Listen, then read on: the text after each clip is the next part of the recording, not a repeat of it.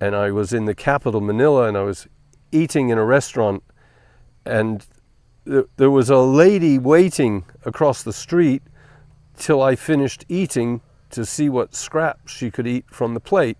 It was appalling.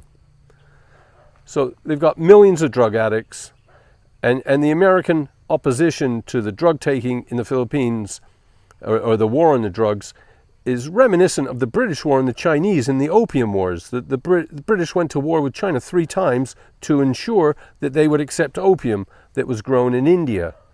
And suddenly the Americans are terribly concerned about the human rights. In fact, there's all sorts of accusations against the American military about supporting the Islamic separatists in the South, about supporting the insurgency surreptitiously. And this is what they believe in the higher echelons in the Philippines. They don't say it publicly. But Duterte has been very outspoken. And we all know that. We've seen the headlines, what he's said about the UN, about the American ambassador, about the American president, and so forth. Well, that's his colorful language. You can be sure all the media, all the press was against him being elected. But what happened was, it was people's power. They rallied around him. He's got massive support in the Philippines. They used Facebook, which they're all addicted to, it seems, and they supported him. And now he's taking the Philippines out of the American orbit, and he said so, and to China. Now, China's granted a $9 billion soft loan to improve infrastructure in the Philippines. And that's basically what China's doing everywhere. It's building roads and railways and helping the countries. It gets a lot of rewards. It's, calculated in its investments, but it's a far cry from what we see the Western agencies doing, and the IMF, etc. Now, China's granted the Philippines fishing rights in the disputed area of the South China Sea, and they're not making a big meal of it. And let's face it, the Philippines couldn't do anything against China anyway, even if it thought it could. So he's an example to the rest of the world. He's a Gaddafi figure, a Che Guevara. He's a non-aligned figure. He's establishing sovereignty. And, it's something we've all lost. We see the banana republics, the third world countries under American hegemony, but it's also us people in the West, us citizens of Europe and America. We've lost our sovereignty. It's worth drawing the analogy. Well, you've got to wonder what will happen to him, because you can also think about Gaddafi and Chavez and what has happened to them. And it's not difficult to knock someone off if they're in your territory. So I hope Duterte does not go to New York to attend a UN session or any such like. He's better off where he is, in Asia. It's certainly a risk that he's taking in life, but bear in mind he has a proven track record. He has been a mayor of a town in Mindanao in the south of the Philippines, and he's got support from Muslims there, and he's cleaned the place up from the drugs. And the drugs are serious drugs. Metamorphine, I can't even say it, but it causes people to be very violent and ruthless. It's not a soft drug issue. Anyway, that's the best I can do. I'm not versed in all the details of the Philippines, but he's a rising star on the international stage, and deservedly so. Not many people have turned around against usurping power like the United States with such rapidity. He's only been in power since June. I suspect they never saw it coming. The Americans are actually at a loss what to say. You've got American spokespeople and defense secretary, and they're all just spouting out mumbo jumbo. They don't know what to do. They are powerless. They can't deal with it, which is a bit wrong for me to say, because they know how to take things into their own hands. And they've got plenty of fifth columnists all around the world that can do dirty deeds on their behalf. But at this moment, they're at a loss. Philippines has aligned itself with China. It will keep to the treaties that it has with America for the time being. and it will let America play capitalism in the Philippines. But with China's help, it might, resuscitate the country into a state of decent employment and not desperate status that it's currently in.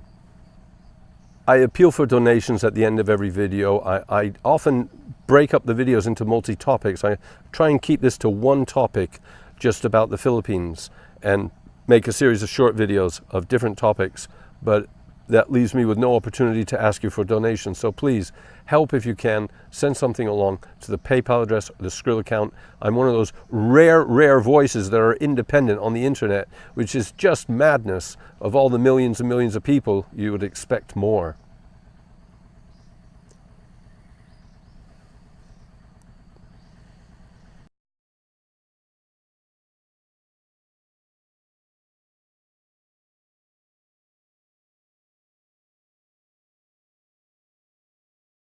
Cynthia, the headlines have been about Duterte, and indeed you tweeted about him. How much of a change is he going to make? How much of an influence is he going to have on Asia? Well, of course, Maurice, this could be huge because not the only linchpin, but one of the key linchpins of U.S. power projection in the Pacific is the Philippines. And so if that domino falls, then you could expect other states to assert their sovereignty. Now, of course, I'm just checking the news here, and I'm seeing that the president said one thing, and then there was a clarification about 7 hours ago as to what the president actually meant. And so he said that I should be able to go back and see exactly what he said in terms of not being, he announced his separation. Okay, this is what it is. He announced his separation from Washington, D.C. And then, of course, people took that to an extreme with an understanding that he thought that he was going to sever ties with U.S. And, of course, I never thought that that was what he meant. But what I did think that he meant was that the Philippines was going to assert its sovereignty, as it has not only a right to do, but a responsibility to do, if it is to be true, if the Philippine leadership is to be true to the Filipino people. And so the clarification that has been issued is that he says we are not, actually this is a trade minister speaking on behalf of the presidency, saying we're not stopping trade, we're not stopping investment, but what we are stopping is being too dependent on one side. And so this, again, I can see that there's a unipolar moment that was recognized by everybody in the world, particularly those states that were previously a part of the non-aligned movement or have been struggling to assert their sovereignty, as the Philippines has been doing ever since what? The 19th century. And so there was a brief moment when the Philippines and the extremely active civil society there were able to eliminate the US-backed dictatorship, and they were able to eliminate the presence of US troops on their soil. The US was able to maneuver its way back onto Philippine soil, but that now is being contested. And of course, the relationship with China is one that the United States, George W. Bush said, you're either with us or you're with the terrorists. And that's the approach that the United States takes. They really don't accept states being friends with everybody in the neighborhood. Well, now the Philippine government has said we're going to be friends with everybody in the neighborhood. We don't intend to attack anybody militarily. Therefore, we don't need F-35s. We don't need bombers. We don't need all of that sophisticated military equipment.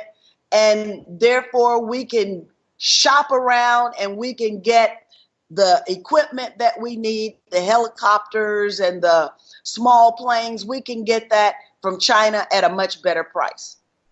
And China is going to, I think it's giving a $9 billion in soft loans. It's going to help build infrastructure, which is something China's kind of known for throughout the world. It wins the hearts and minds of governments more than American policy. Wouldn't that be right? Well, you know, I have had the great fortune to travel around the world. And one of the things that I can tangibly see is a result of Chinese investment in other countries. They build roads, they build amphitheaters, they build convention centers. They build things that the community can use, that countries need, and they build that. And that becomes a lasting testimony to the friendship between the people of China and the people of that particular country. And now, what does the U.S. give? The U.S. gives quite a bit of money. That money can be pocketed by the elites who have access to that money. The society, the country, the state as a whole is left holding the bag, but the individual elites in that particular country who had access to the money become fabulously wealthy. That's what the U.S. does around the world, and that is in distinct contrast to what China does around the world. I also happened to be in the audience with, I was in Kuala Lumpur, and former Prime Minister Mahathir made a comment about the Malaysian relationship with China. He said, well, you know, China never colonized, they never attacked us, and so therefore we don't have any reason to be fearful of a relationship with China. Well, you know, that cannot be said of the United States and its Western allies. Indeed. You know, Duterte comes from the south of the Philippines, where they've had a kind of a revolt of what you might call Islamic extremists. And there's a lot of accusations that the American military has been supporting the Islamic extremists in the south. And I think this has painted the sentiment in the Filipino country, amongst the population, to also go against the United States. Well, I was in Manila for the, well, actually, not for, there was a conference that took place just prior to the ASEAN conference. So I was literally trying to find any plane whatsoever that I could get out of Manila because the airspace had been shut down because all of the dignitaries were arriving for the conference. And of course, you know, Obama went there as well. And it was at that point that I was able to see that the civil society, in terms of the support for the presence of U.S. troops, the civil society, at least that I was with, is greatly opposed to it. Now, there's another point about the Philippines that I have not really had the opportunity to do much research on. I needed to get out of this conference, but the conference was actually go to Mindanao, so I was not able to go there in order to see for myself. But I remember reading that you had an insurgency in Mindanao, and when I read deeply into this particular article that was describing what was going on and why. Basically, this area didn't have any electricity. And I remembered when I went to Cuba and went all the way up to the top of the mountains, and the one of the first objectives or goals of the revolutionary government was to make sure that everybody, no matter how high they were up in the mountains, that they had access to electricity. And so I remember reading this article and saying to myself, why was it that this particular area did not have electricity? And that this particular area was the poorest area in the Philippines. And so therefore, an insurgency is totally understandable when there's a lack of justice, a lack of access to resources, a lack of equitable treatment. And what do you expect people to do? Indeed, indeed. Yeah, well, there have been accusations and innuendos based on American military involving itself.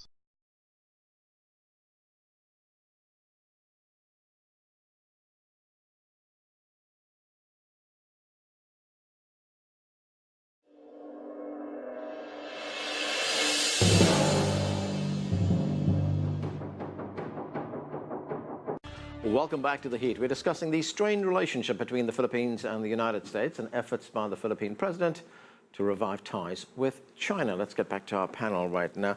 Isano, we talked a moment ago about the war on drugs. The immediate reason for the breakdown in the relationship between the United States and Philippines appears to be President Obama's criticism of President Duterte's crackdown on drug dealers. Let's listen to what the U.S. president had to say. Our position that if we're working with a country, whether it's on anti-terrorism, whether it's on going after drug traffickers,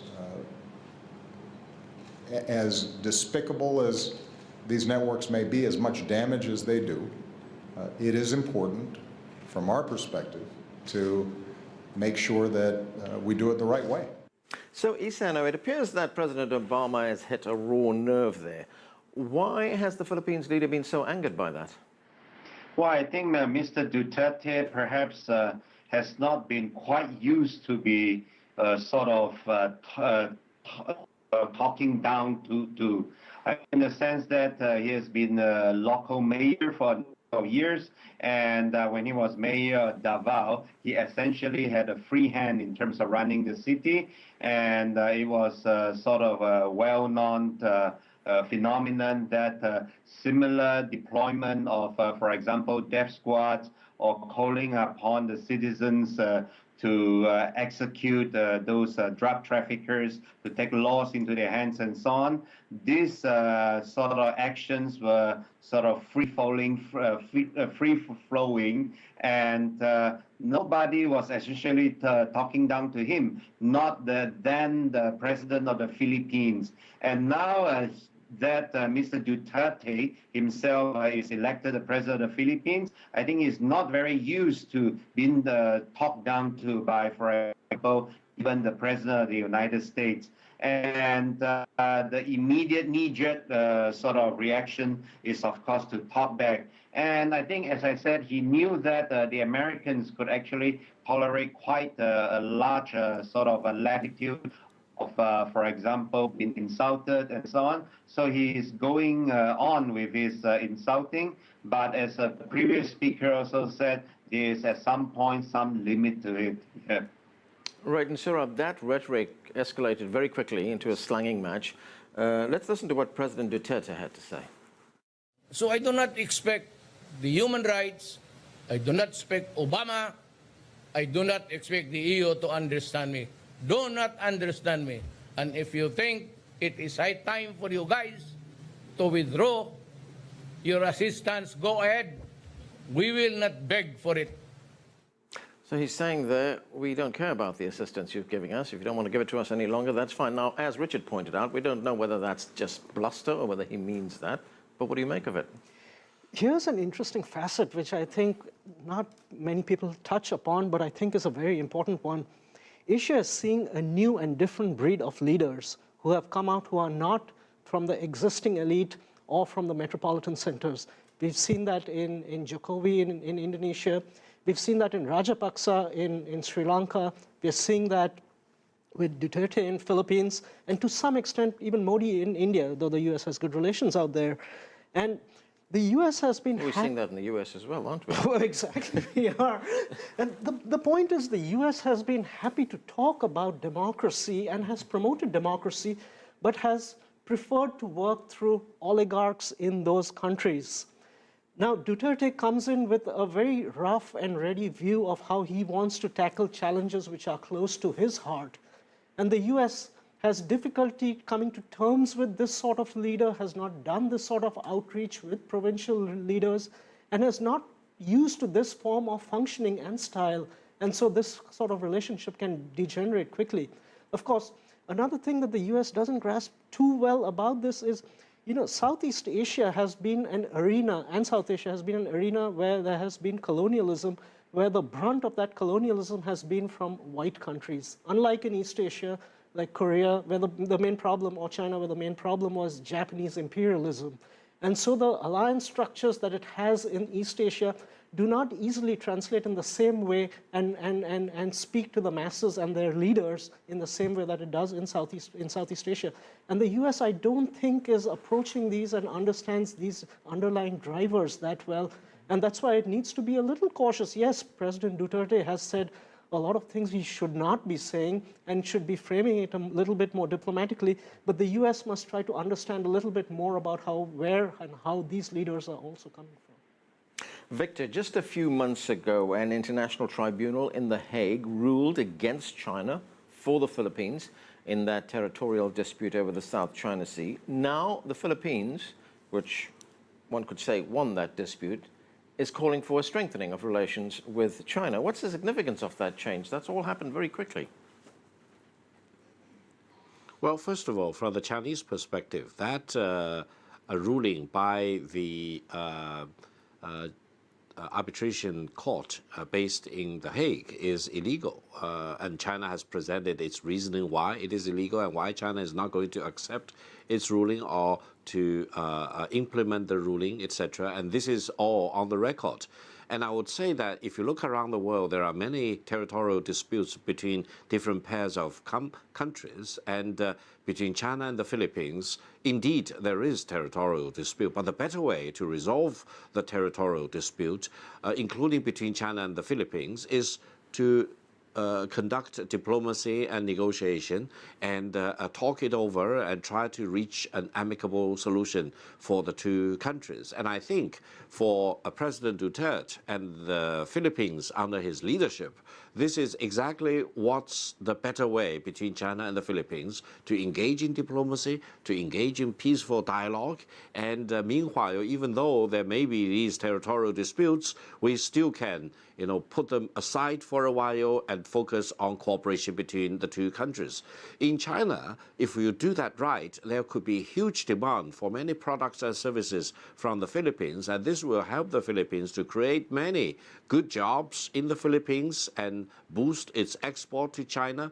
And China can also provide lots of assistance in terms of financing and infrastructure capabilities. And this is exactly what the Filipino people would benefit from. Therefore, I think, even though the Hague and I was in the capital, Manila, and I was eating in a restaurant, and there was a lady waiting across the street till I finished eating to see what scraps she could eat from the plate.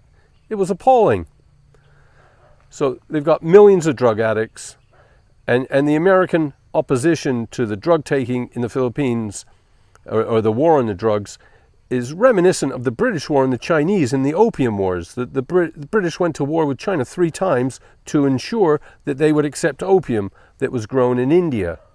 And suddenly the Americans are terribly concerned about the human rights. In fact, there's all sorts of accusations in the Philippines. They used Facebook, which they're all addicted to, it seems, and they supported him. And now he's taking the Philippines out of the American orbit, and he said so, and to China. Now, China's granted a $9 billion soft loan to improve infrastructure in the Philippines. And that's basically what China's doing everywhere. It's building roads and railways and helping the countries. It gets a lot of rewards. It's, you know, calculated in its investments, but it's a far cry from what we see the Western agencies doing, you know, and the IMF, etc. Now, China's grant against the American military about supporting the Islamic separatists in the south, about supporting the insurgency surreptitiously. And this is what they believe in the higher echelons in the Philippines. They don't say it publicly. But Duterte has been very outspoken. And we all know that. We've seen the headlines, what he's said about the UN, about the American ambassador, about the American president, and so forth. Well, that's his colorful language. You can be sure all the media, all the press was against him being elected. But what happened was, it was people's power. They rallied around him. He's got massive support. And granted the Philippines fishing rights in the disputed area of the South China Sea, and they're not making a big meal of it. And let's face it, the Philippines couldn't do anything against China anyway, even if it thought it could. So he's an example to the rest of the world. He's a Gaddafi figure, a Che Guevara. He's a non-aligned figure. He's establishing sovereignty. And, you know, it's something we've all lost. We see the banana republics, the third world countries under American hegemony, but it's also us people in the West, us citizens of Europe and America. We've lost our sovereignty. It's worth drawing the analogy. Well, you've got to wonder what will happen to him, because you can also think about Gaddafi and Chavez and what has happened to them. And it's not difficult to knock someone off if they're in your territory. So I hope Duterte does not go to New York to attend a UN session or any such like. He's better off where he is, in Asia. It's certainly a risk that he's taking in life, but bear in mind he has a proven track record. He has been a mayor of a town in Mindanao in the south of the Philippines, and he's got support from Muslims there, and he's clean